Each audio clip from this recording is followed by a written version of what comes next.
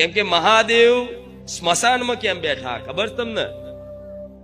મહાદેવનો વાસ ક્યાં હોય છે? સ્મશાનમાં. સ્મશાનમાં મહાદેવ કહેવાય છે ભસ્મ લગાવે છે.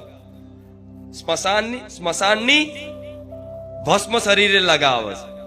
એમને મહાકાલમાં ઉજ્જૈનમાં ભસ્મ આરતી થાય છે. ખબર? એ ભસ્મ શેની ભસ્મ હોય છે? સ્મશાનની. જે મૃત્યુ પામેલા અંતિમ સંસ્કાર કર્યો હોય એની જે રાખ હોય ને રાખ મહાદેવ લગાવે છે શરીર ઉપર. તો કેમ લગાવે છે કોઈને ખબર છે? કહું હવે. મહાદેવ એ રાખ એટલે લગાવે છે કે જ્યારે વ્યક્તિનું મૃત્યુ થાય ને ત્યારે એને સ્મશાન યાત્રા કરતા લઈ જતા દરેકના મુખે શું આવે? રામ નામ સત્ય હે. શું બોલે હિન્દીમાં? આવું બોલતા બોલતા લઈ જાય ને. અને ગુજરાતી કે રામ બોલો ભાઈ રામ. પણ મૂળ રામનું નામ લે છે.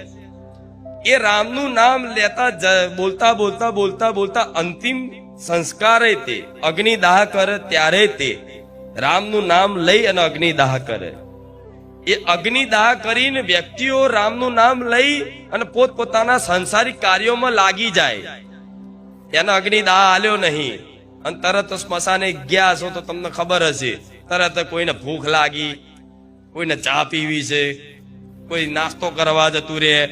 બધી હજુ વ્યક્તિને હજુ તો પૂરી વિધિ પતી ના હોય એ પેલા તો ગપાટા મારતા હોય, હસી મજાક થાય ને. હા, એટલે સંસાર આવો છે.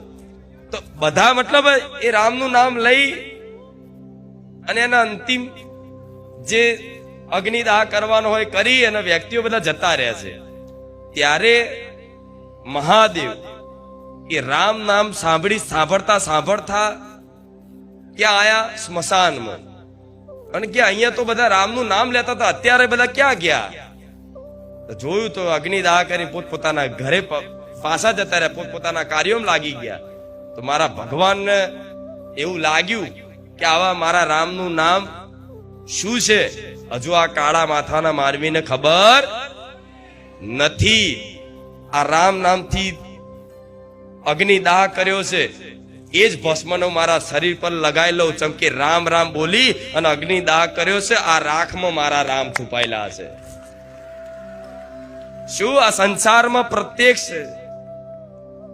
રામ નામનું મહત્વ આપવા માટે, રામ નામની મહિમા પ્રકાશિત કરવા માટે મહાદેવે ખુદ લીલા કરી.